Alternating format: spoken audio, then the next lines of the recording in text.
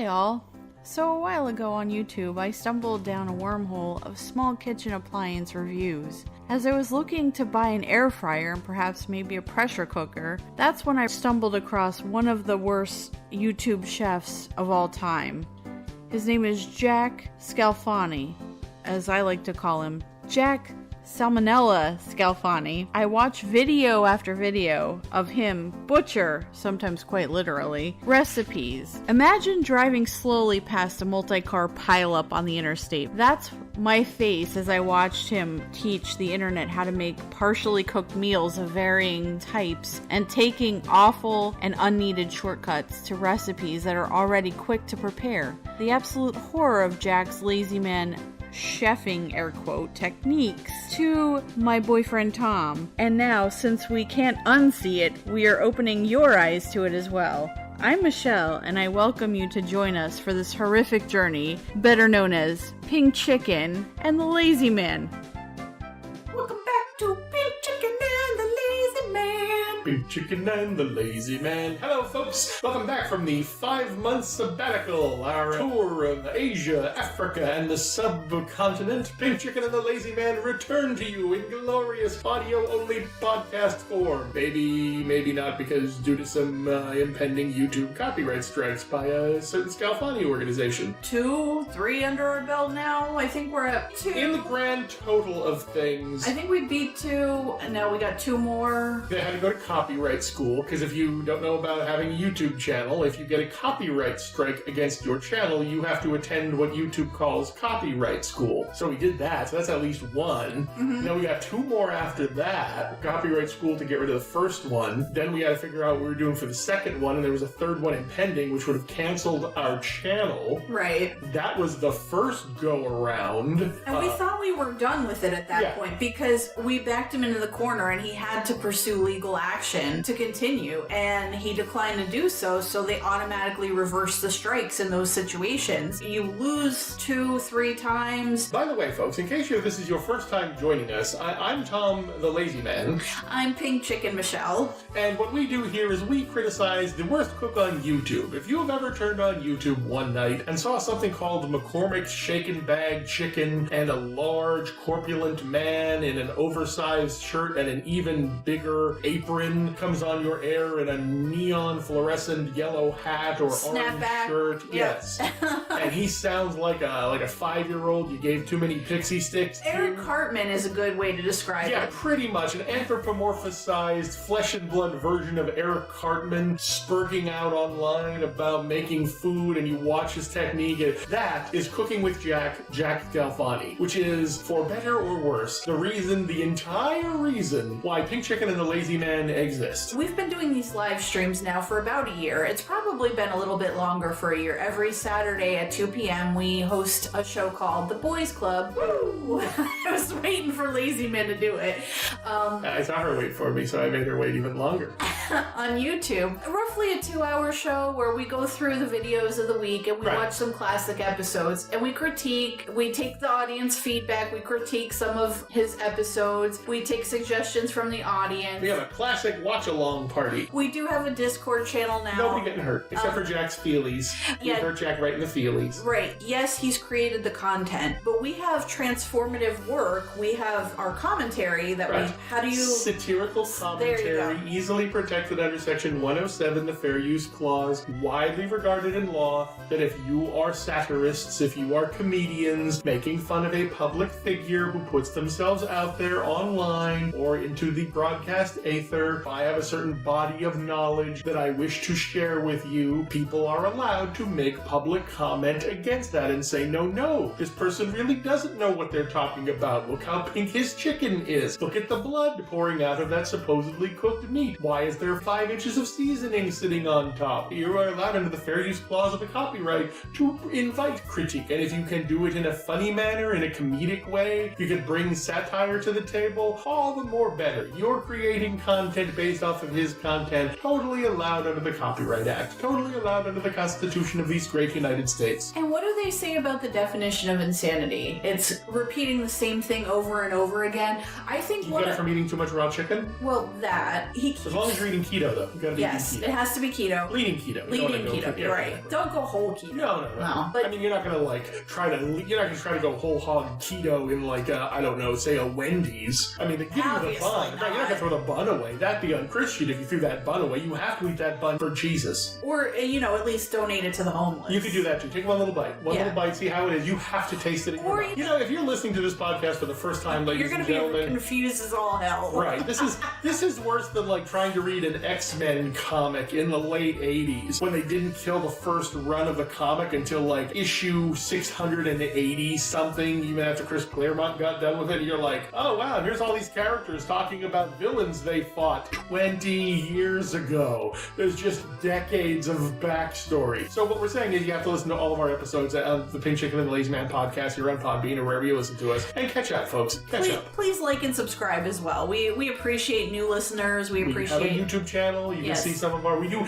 video hijinks in addition to this auditory form of comedy. Jack has struck a couple of our episodes more than once. Yes. YouTube has already reversed the strike on some of those, but he keeps continuing to attack them. Yes. So what Jack does is Jack initiates a DMCA, Digital Millennium Copyright Act, copyright infringement notification on YouTube because YouTube tries to hold itself out as a neutral party, as a common broadcast carrier. YouTube will not take sides in a legal dispute. They are prohibited from doing that. What YouTube has to do is facilitate communication between the parties. So just as easily as they make it for Jack to launch a copyright strike against someone who he believes is pilfering his material and rebroadcasting it without his express written permission, or the express written permission of Major League Baseball, YouTube also facilitates the counter notification so that if a copyright holder becomes confused and asks YouTube to remove from their platform some material that the original copyright holder doesn't realize is protected by things like the Fair Use Clause or the Copyright Act,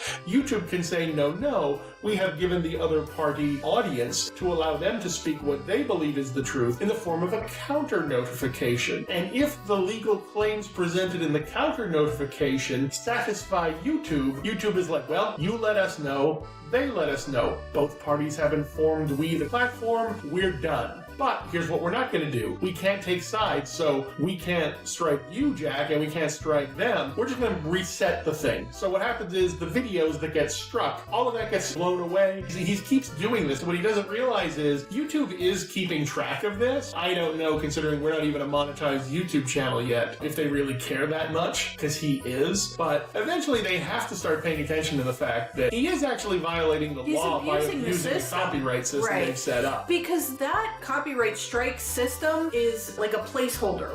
Yes, I'm going to take this to court. And then he goes all the way up until the end and then backs out. That's abuse. That's abusively using the system to your gain. Just because you don't like what somebody has to say, basically. It's the same parties going after the same legal argument. YouTube, in their only capacity as an arbiter between the two parties of he and we, has basically said, we have listened to your side, we have listened to the opposing side, that's us, and we have taken the idea that, no, we believe that in the court of law they will be held out. We believe their legal claim. It is fair use. And they restore the video. Once that's done once, stare decisis, as the lawyers say, let the decision stand. YouTube now cannot reverse themselves. Now, Jack still gets the I want to strike someone button, but this will just get easier and more efficient because YouTube has already made up their mind. It's the exact same grounds. It's the exact same content. It's the exact same parties involved, and YouTube has rendered their final decision on just one of these instances. But that first instance they rendered it to applies to each one down the line. Let the decision stand. So all Jack's doing is temporarily inconveniencing us. And the more he does it, the more it becomes apparent that he's abusing the system. Because obviously he's not getting the memo because he doesn't want to get the memo. Because he's a man-toddler, basically. Yeah, he's Eric Cartman in flesh. We're picking up, I should say, where we left off, which was was 5 months ago. We went through this evening and we looked through the most recent videos that have been served to us. And there's a lot of combining with Jack, mixing with Jack, condiments with Jack. There's a lot of stuff that is just... For someone who named their channel Cooking with Jack, cooking means I take base raw ingredients from scratch, I apply heat and seasoning and technique, and I transform these raw ingredients into something you would recognize as a delicious meal. Not I open up a can of thing and I throw it into another can of thing, I microwave it or throw it under the browning wire for 2 minutes, and boom, all I've done is reheat the food. Yeah, or reheating with Jack is a good one too. Yeah. One thing is, we as archivists, as well as satirists of the Jack Scalfani cinematic multiverse, as we now call it, one of the things that we as archivists have discovered was Jack ebbs and flows with interest in his own channel. And he seems to be coming back a little bit. He seems to be riding a high. It was noted a few weeks ago that he has a MacBook,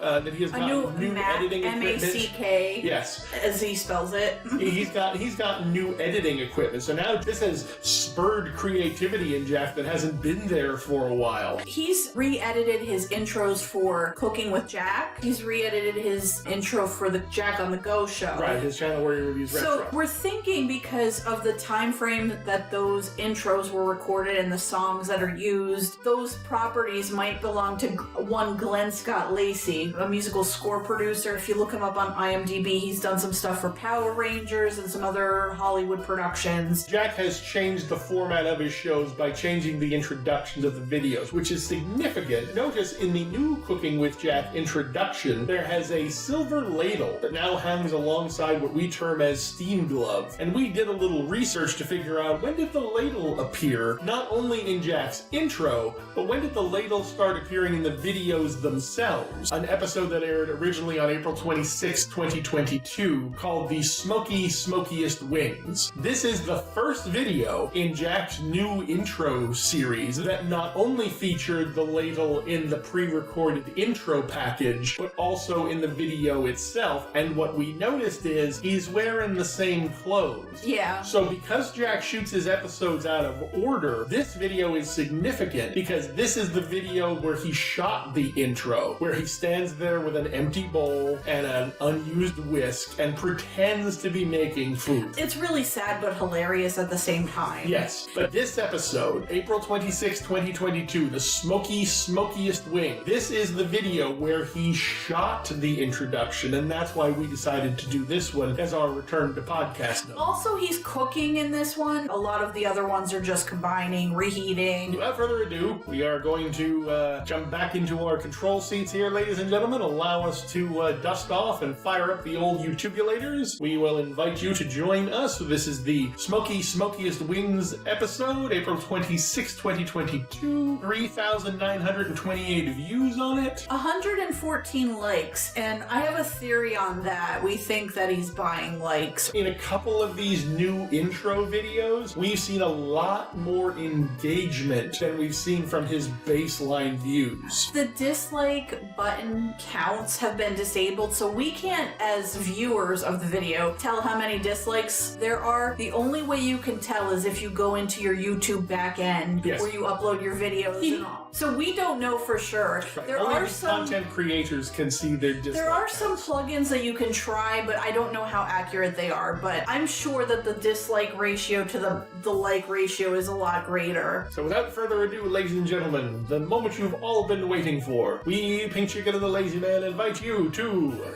synchronize your YouTubulators. Join us as we watch this latest episode of Cooking with Jack. In case you're new to our format, we actually give you the link to the video. And when we tell you, when you count down with us, we tell you to hit the play button so you can listen to our voices as we watch the video along with you. Exactly. Unless you're in your car. Or in some other form of transportation, to which we highly discourage you. Just sit there, close your eyes, and let us paint the picture in your mind. Not while you're driving, though. Right, exactly. Focus and discipline, folks. That's what keeps Pink Chicken and the Lazy Man going. Focus and discipline. So get ready to synchronize your YouTubulators. We are hitting play in 5, 4, 3, 2, one. Right. Oh, new intro time, guys. Yeah. We got the cafe sign up where bistro sign used to be. Piggy, our partner in crime here, has been hidden for quite some time. Yes, he actually hides it behind the camera. There is a sound There's some effect. howling canine, some mongrel noise at like 8 seconds into his intro. It's supposed to represent Hope, his new dog, his new puppy that's totally a purebred beagle. Right. Nothing to see here, guys. Just move along. He's bought these metal pop-top containers from OXO Yes. Grips. He previously had white pop-top jars from OXO Good Grips, and he had a very positive experience. He basically took all of the spices out of his spice cabinet and poured them into these containers. Because it's easier for him to manage. Jack has mobility issues. Right. In fact, his right hand is almost completely useless. For the aesthetic purposes, I'm assuming. Oh, and also because mommy wife, his wife Tammy, has decided she really would like minimal involvement in his cooking show. So she's transferred all of the stuff that he would normally have to, Mommy wife, could you open this spice container for me? Mommy wife, can you do this for me? Mommy wife. She has basically said, fuck you, I am taking all of this. As much control as I can give you back, you are getting it. They bought these for aesthetic purposes, but it's very clear early on. He also donates the white pop-top jars to Junior. Yes. He says it's a person he loves, but it's Junior. Technically, he says a person I care about. Junior. Doesn't drop the L word. He put the lids through the dishwasher, which is a big no-no for these type of lids, because if water gets into the seal, if the water gets into the plunger, it doesn't make good sealing. It doesn't suction. It doesn't take the air out. Suction. That's what we think happened here. Suction. So Jack gets very angry about this and starts yelling in the middle of this video. And takes almost 3 minutes of an 8-minute video, of which 30 seconds at the end is just a blank title card. 20% of his video time to talk about jar lids. And not like a, hey guys, I want you to be aware because you're my audience and I care about you. This is just him whining like a man toddler. And you would think like this could be something that could go on a review. Its own separate He does product reviews on his ostensible cooking channel. He includes this in with this cooking video. And he's still going about it, folks. We have not noticed, we have not told you to hit pause yet because we have just let this play. Jack is still, from the time we started talking and got past the intro music, he's still bitching about those lids. And what he's telling you is he went out and bought new containers. This is his third set of containers. 3 minutes and 16 seconds into the video. Hasn't even told you what he's cooking yet. Now, I can tell you the OXO Good Grips are more expensive than what he bought after. He bought Better Homes and Gardens. They have the same kind of lid, except they have like a I don't know what. It's a different sealing mechanism. A handle, like it kind of like suctions. It's a push handle, not a pop top. Right. It's like a suction lid where he has in his new containers, he has 3 new containers laid out. We have crushed red pepper, we have olive oil, we have paprika, we have a huge ass pop top container of the new pop top jars of garlic, I'm assuming powder. Yes. We have onion powder. Technically that's pizzeria granulated garlic. You can tell by the darker color. Garlic powder is like kind of more of a whitish. This is more of a darkish tan color. And then we have great value onion powder. Right. Then we have, as Jack calls it, cumin. Which is in a glass jar with a metal lid that is only sold in one place. That is from Sam's Club because it is a restaurant-sized container of cumin. And then we have the 2 new jars, pop-top jars of salt and pepper. At least on the salt one, Lazy Man, you said you think that there's like some kind of humidity issue going on. In both the garlic and the salt containers, you can see the condiments caking to the sides of the container, which would only happen for 2 reasons. Number 1, either the room that they're in is too hot and too humid, so every time he shakes a little bit, there's condensation building up inside, because don't forget, if that's a sealed container, you're not only sealing in the air, you're sealing in the humidity. Or, a chicken had a theory. We thought that Jack ruined the last silver top ones by putting them through the dishwasher. So it's possible he just pulled these out, washed them one time through the dishwasher, which you're not supposed to do, and then instead of like rinsing out the remaining soap and whatever, Well, you gotta dry them out and you have to allow them to air dry. You have to let all that moisture get out of there. I don't think think he did. I don't think he or wiped allow it the out. plastic to return to room temperature. Oh, you have to equalize things to room temperature. Because they're if it's still hotter, warm. all condiments, no matter how dried out they are, everything has a little bit of moisture contained with it. So that's going to, if you put that in a hot, closed container, that moisture is going to evaporate out and condense on the side of the container like we see here. What's interesting, before we go any further, is... Do you ever think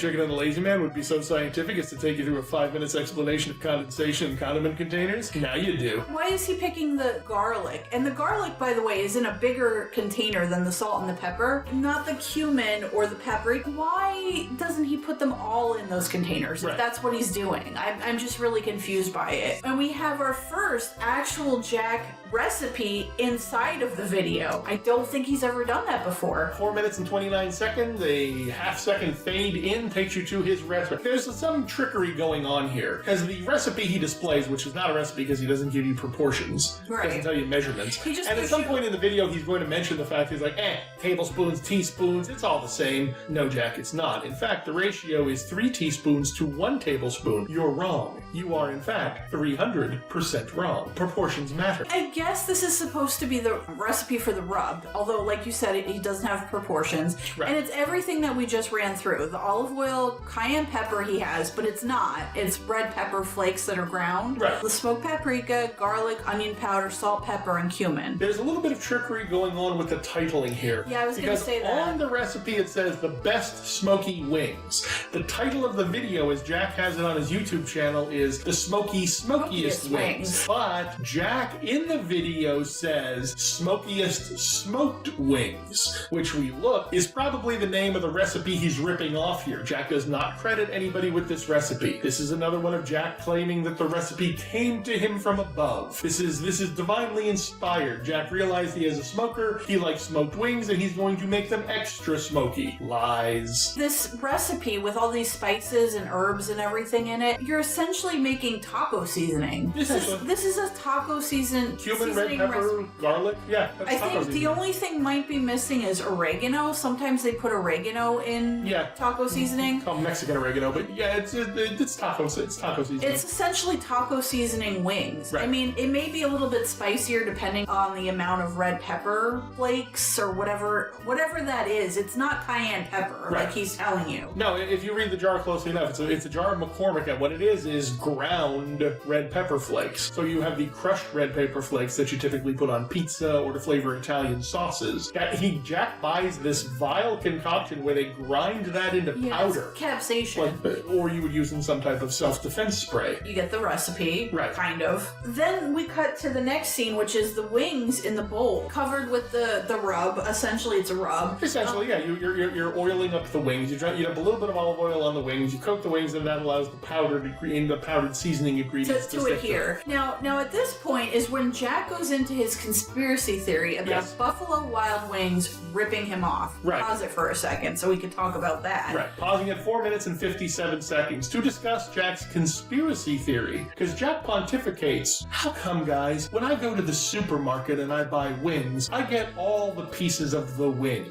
So he's talking about the drumette, the flat, and the little... The wing tip. The tip, The rubbery cartilage of the wing tip. Which nobody eats. And it's all covered in that loose chicken wing skin. But Jack has noticed when he buys wings at the supermarket, when he buys chicken wings, chicken parts essentially at the supermarket, and they say there's 4 wings in the package, well, that's actually 4 wings. That's 4 flats, 4 drumettes, and 4 little cartilage tips, which he liked. He's mentioned that he chews on them. But when Jack goes to Buffalo Wild Wings or any restaurant that purports to serve you wings, and they count out the pieces of wings that they give you, why, they're actually only using half the wings. When they say when you go to the supermarket and you buy 4 chicken wings, you're actually getting 8 pieces. But when you go to the Buffalo Wild Wings or the other wing restaurant or emporium, why, that's cut in half. Because when they say they're giving you 8 pieces, you're technically only getting 4 wings, 4 whole wings.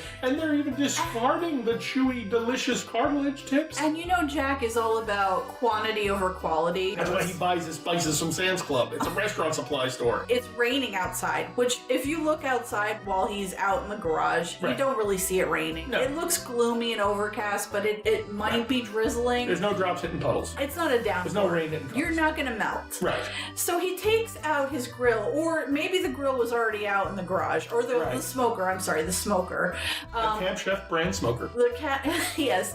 And he puts it out in the garage, and he plans to smoke the wings in the garage because he's too scared that he's going to get wet in the downpour, which is really a drizzle. Right. Well, he can't ruin his shirt because remember, he's shooting the intro for his video, so he can't get wet. Yeah. He made the wings, he ate the wings, he had a little thing, and then he's got to fake it because he probably ate the wings, and then he decided, I was supposed to shoot the new introduction. Is that the same bowl? Yeah. Yeah.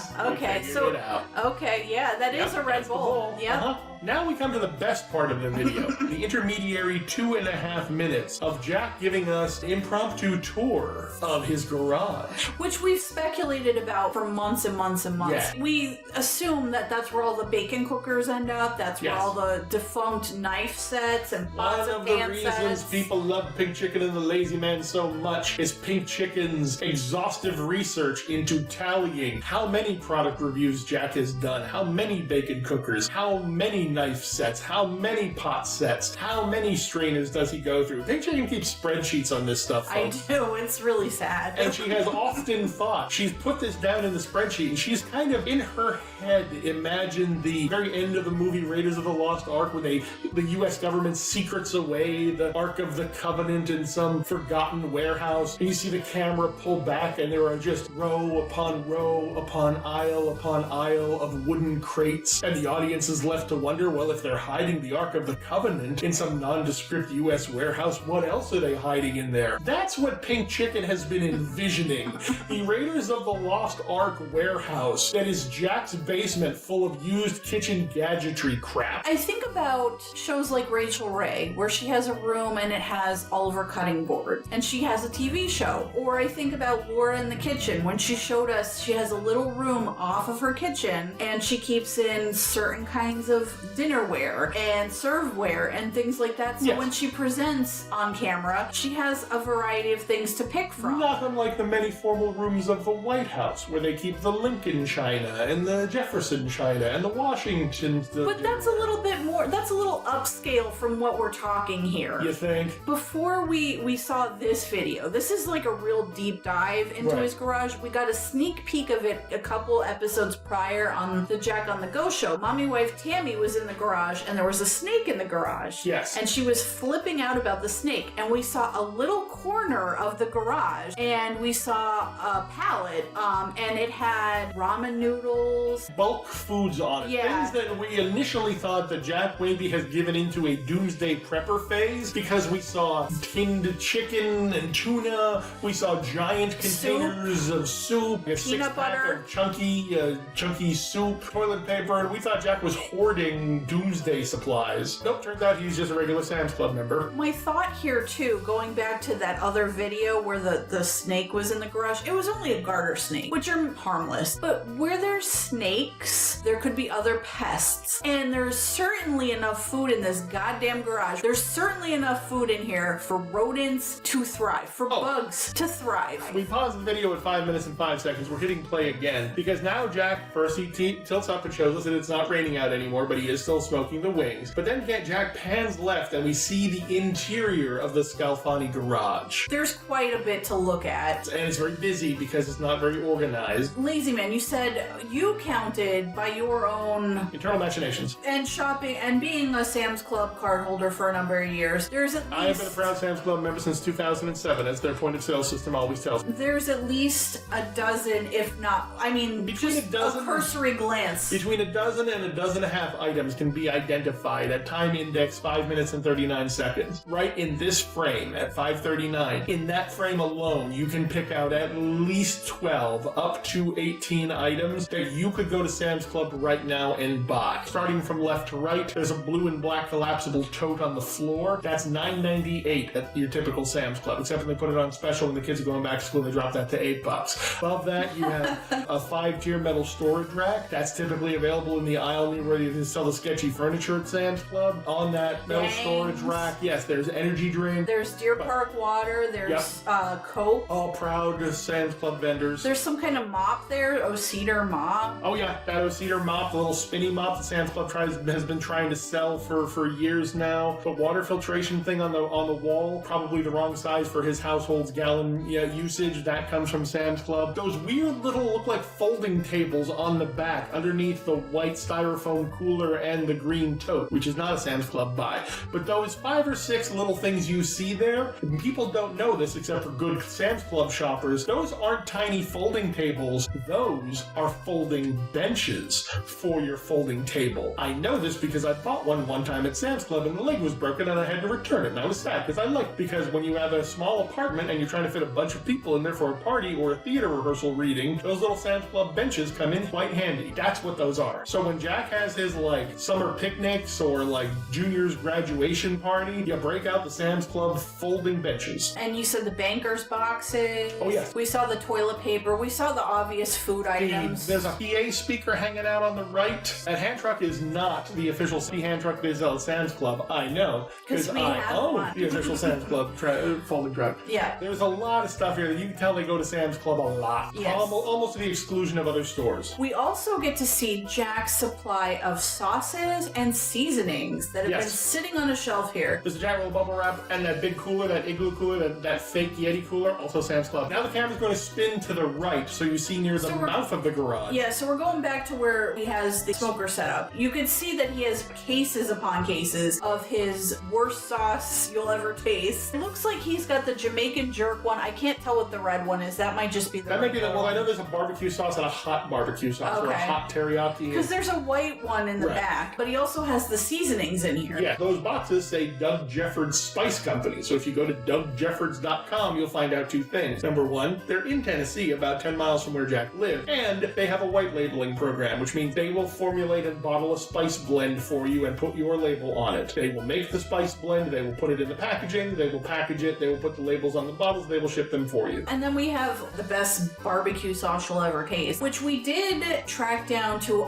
warehouses in Indiana, which I guess are a third party. The only retail establishment in America willing to carry the best sauce you'll ever eat brand. We've done some research. It tells you how many are in stock of each of these types of sauces. There was about 600 of each sauce. Was it 600 of each variety or 600 in total? 600 total. So it was 600 in total. Figure he has 4 varieties of sauce and 1 variety of dry seasoning. So those 4 varieties of sauce are what's in the Indiana warehouse. That breaks down to about 150 bottles each. Typically items like this, in the shot in the garage, these come in boxes of 12. So the carton size is 12. The unit size is 1, the carton size is 12. 12 units in a carton. So that would mean that he's probably buying this in what they call the gross or the half gross. Typically when you sell items like this, for whatever reason, you buy 144, that's a gross, or a half gross is 72. So however the people who are making this for him are charging him, so he probably has sold very, very little. If there's still almost 600 left in that warehouse, it means he basically sold nothing. And he's given some away. Also to note, the best buy date is 9/25/22, so they had about a year and a half from when they were produced to use.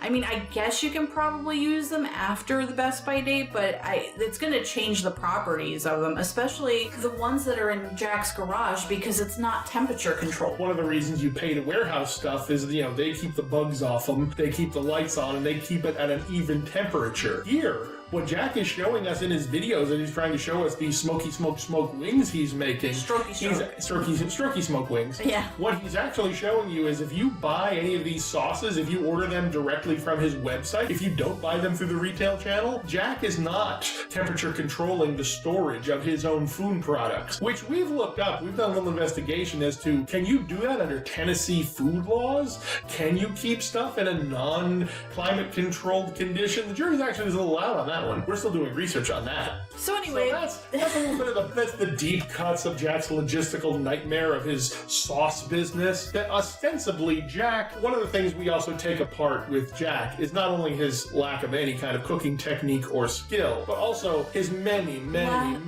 failures.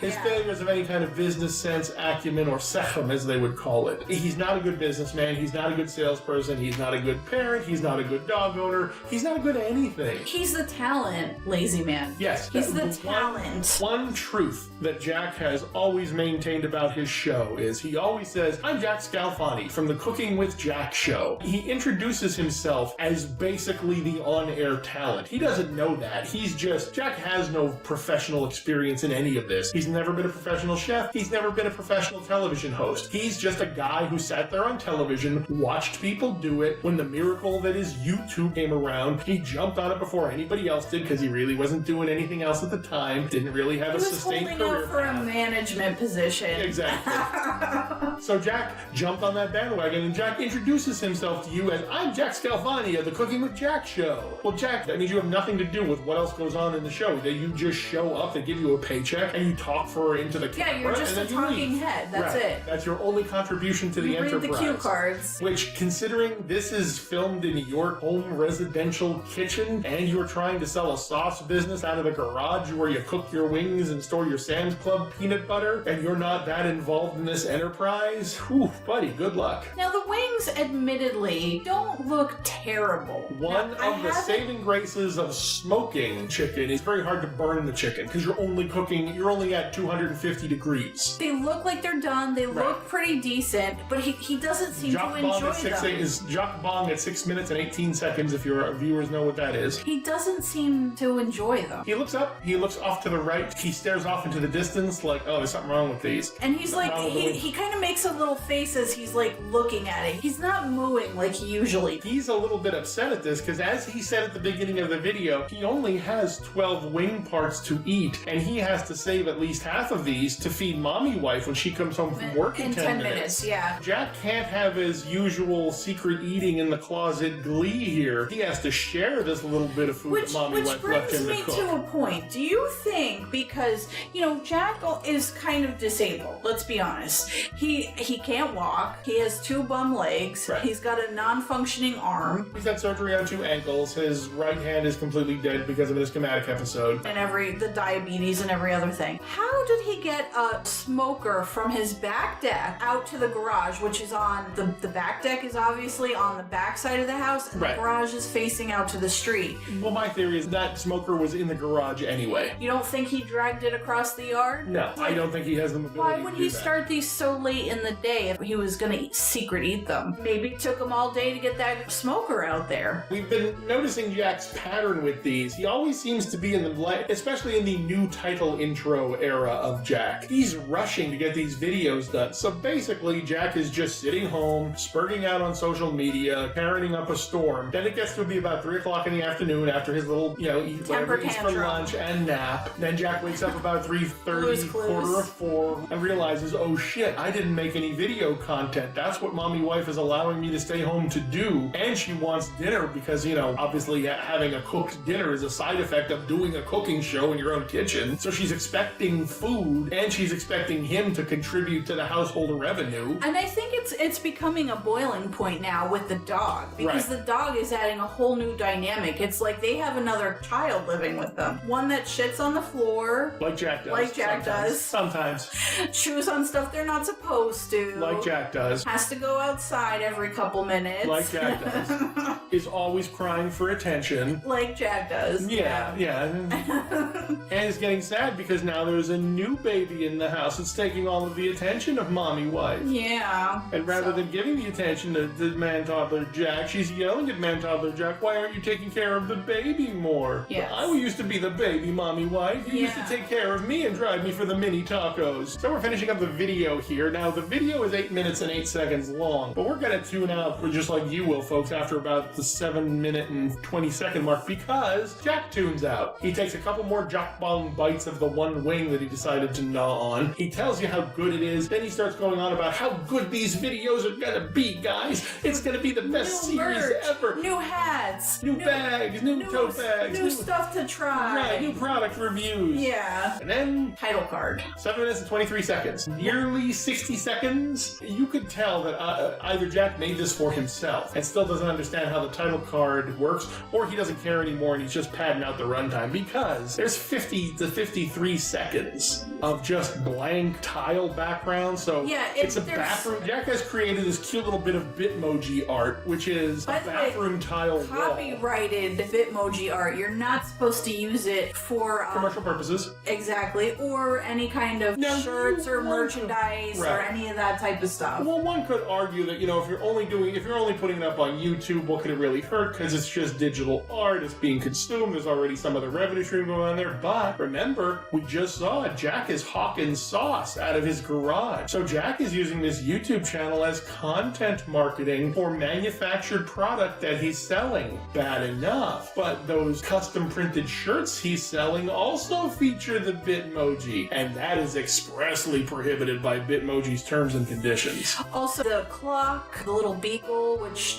Jack really doesn't have a beagle, even though he thinks he does. Those are also stolen from Google image search. In his weaker moments later this week on social media, Jack has revealed that yes, he believes they've been duped, that Hope is not a beagle. It's some type of border collie. Oh, lazy mix. man. Do you know that he deleted that comment? Did he? Yeah, but we got a screenshot of it, which where we'll he show on the actually next confesses that it is not a purebred, B-R-E-A-D bred beagle. He's got keto on the mind 24/7, lazy man. What can we say? Once you go carb, you never go marb. Yeah. So that's it, folks. That is the Smokiest, Smoky Strokey Wings, brought to you by the new and improved Giggle Cooking with Jack show. And the Cooking with Jack intros. This is the new era of Jack. The new title card, the new theme music, the new puppy. Yeah, it's like he's trying to rebrand, but doing a very poor job of it. Well, we noticed a couple weeks even before this video happened where he was like meandering through soap stores, and he was kind of really losing focus as to what his shows are supposedly ostensibly about. And someone told him, Jack, you gotta lock down, buddy. You got a freaking warehouse full of barbecue sauce hiding out in Indiana. We gotta move product, buddy. You gotta focus back down. Make wings, make ribs, make beef, do something. You gotta get back on brand of your content marketing, buddy. It'll be interesting to see how it unfolds in the coming week. With Jack's usual amount of meandering success and tears. And we will be here to document it. Every Saturday afternoon at 2 p.m. you can join us for our live stream on YouTube, The Boys Club.